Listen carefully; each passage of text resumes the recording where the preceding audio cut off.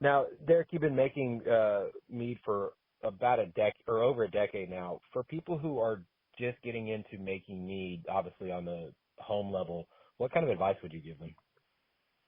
Take good notes.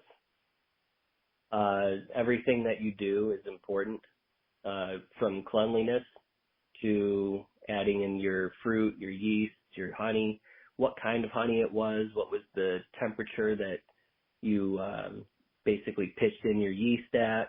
All of it comes into play when you start looking online for answers and why it tastes a certain way or what you're actually looking for. Because I always look for the errors in the mead, and when I go back on my notes, I can kind of check on like what didn't I do this time or what did I do differently from this batch to another one, because I'm constantly trying to chase perfection. I love that. Yeah, but note taking and cleanliness. There we go. Now, I've been to multiple breweries and bottle shares where inevitably mead ends up getting brought out. What do you guys see the future of mead being?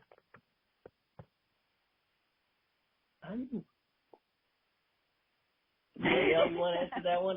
I'm not sure. I mean, it's still kind of the Wild West right now, but Yeah. I haven't given it much thought. I think we hope to have, a fingerprint on the future of mead. We're trying, our goal is to bring mead to more people and just create more awareness for mead and meaderies and mead as an alcoholic beverage. I think a lot of people are obsessed with seltzers and things that are more health conscious, and they think about mead and they're like, well, it's made with honey, so it must be, high calorie, high sugar content, but there's a lot of properties of honey, especially in our mead, where we don't heat the honey past a certain point because we're trying to keep in, the antibacterial, like microbial. Yep. And the allergens and the antioxidants and all of the minerals that are in honey, we're trying to keep that in the final product. And so yes, it can be, a sweet beverage. It can be higher calories, but it's not, your craft beer that you're drinking has more calories than mead.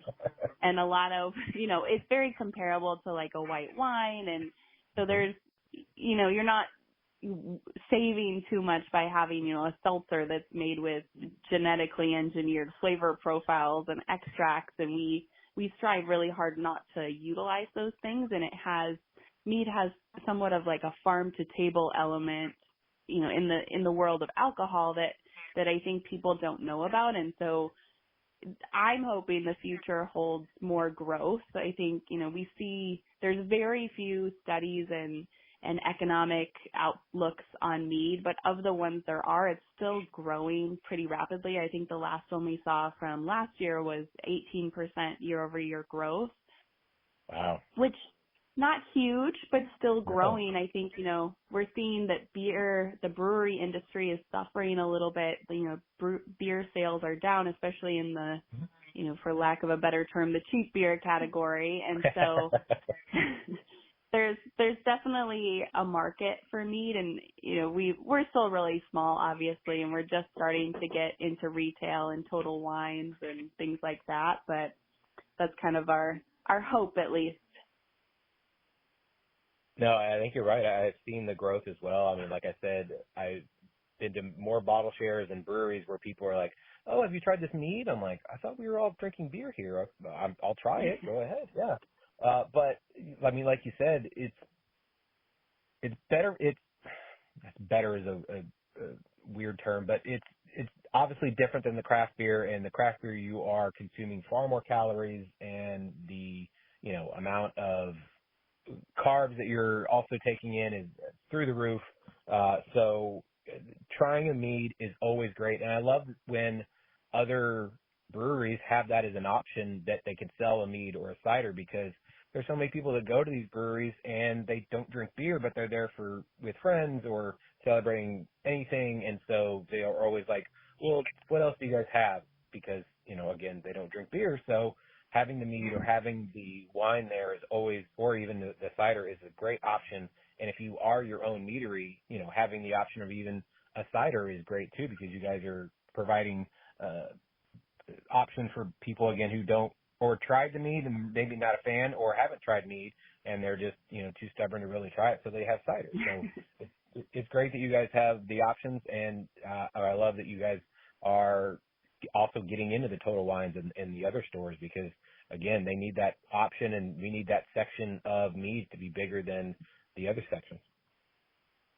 Yep, definitely. I would say in the bottle share category, a lot of people, you should bring commercial mead. Don't bring your friend's homebrew to like all the commercial craft beers. I think that's the most painful thing that we've heard is when people are like, oh, I don't like mead. I've had it. My buddy made it. And we're like, your buddy made it. And that's not what we're making here.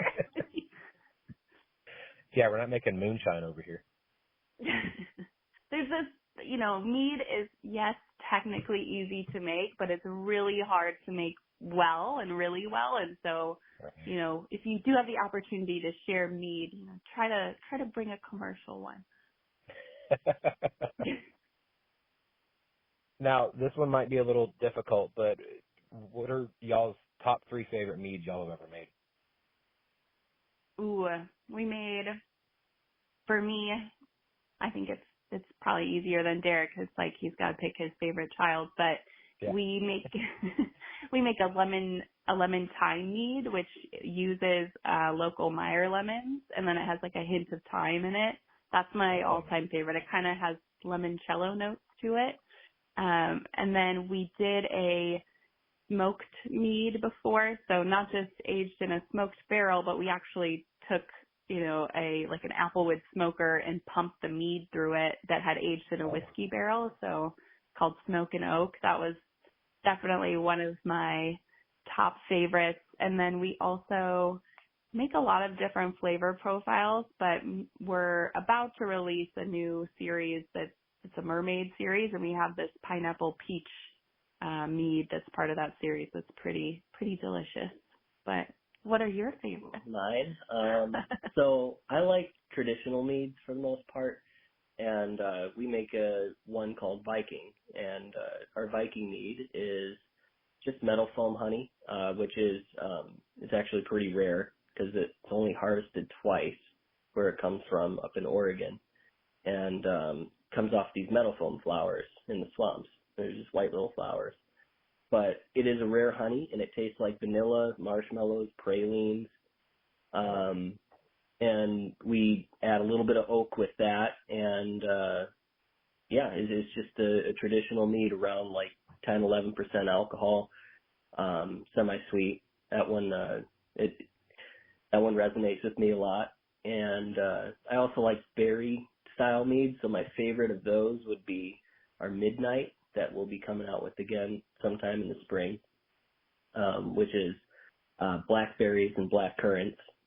It's got a lot of tartness and a lot of sweetness. It's just in your face, a big, bold mead that's both it's sweet and tart.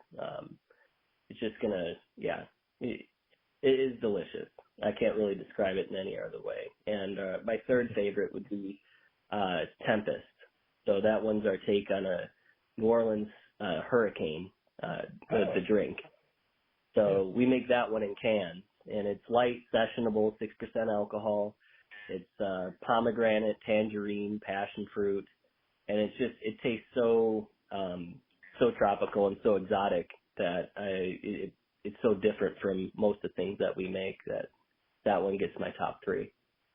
I love it. Now, when you guys opened, who were some other maybe breweries or meaderies that kind of helped you out, and that you can still call on a regular basis? I think we've made a lot of friends since we opened because we were kind of new. I would say we were new to the area and new to like, okay, we're opening up a business. So we have some friends now that are, I would say Iron Fire Brewing. They're pretty close to us. They've helped us out a bunch when we've been in a pinch with equipment or other things. Billy, who owns Lost Cause Meadery, has been helpful when we're like, what do you do for this one-off random, TTD thing? So definitely there, and there's a SoCal Mead Alliance. So there's about 8 of us in there, I think now. Nice. So all the Southern California meadery owners get together, once or twice a year and just kind of talk about the pains of owning a meadery. That's cool. Yeah, I'm glad that area is growing more when it comes to obviously different businesses and meaderies. So I'm glad that there's, at least 8 of you guys now.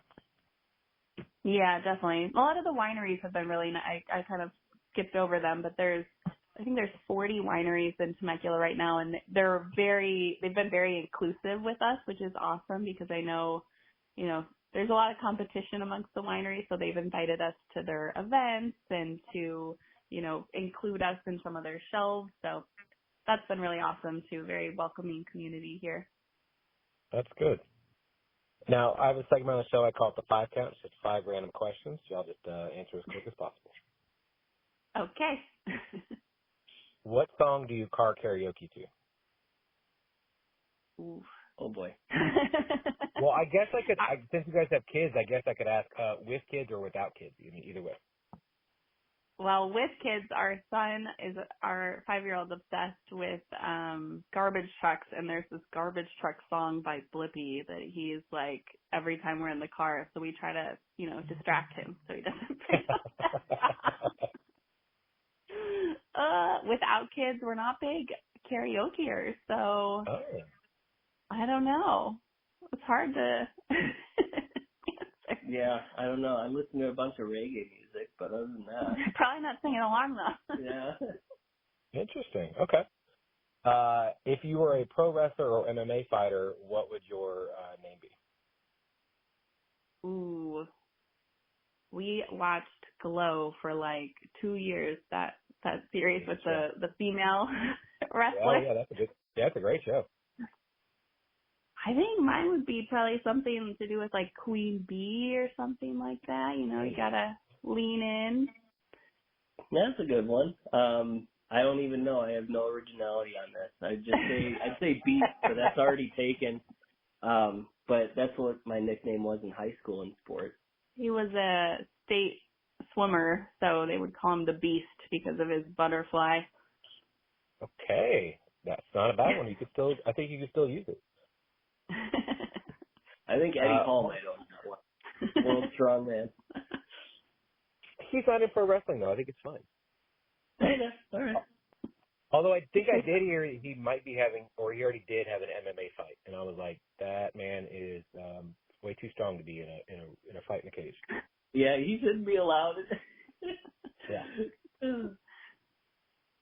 What would your last meal be? Anything with mead, probably like Korean barbecue and a nice glass of mead because that goes well with Korean barbecue or Indian food. Oh yeah, that's my favorite too. What dish? Butter chicken. Ooh, nice. Who or what inspires you? I would say Derek inspires me and keeping us going. Oh, you're so sweet. No, I can't say you inspire me. Why not? There's no rules. Yeah. Okay. I just, your ability to come up with these new meads and the new series and stuff like that keeps things fresh, and it keeps me inspired to keep making different styles of mead and different recipes to fit all of these new boxes. He's like, I need a nap. Yeah. I thought you were going to say your kids, but I like that you guys said each other instead. That's even better. Don't tell our kids. Do what? I said, don't tell our kids. They don't know yet. Got them. No, good. I'm glad. They got plenty of time. What would you tell your 17-year-old self? Ooh, that's deep. Don't worry about what other people think. That's a good one. I don't know what I'd tell myself. Change is constant, I guess. because at that time I thought I was going to be an accountant for the rest of my life.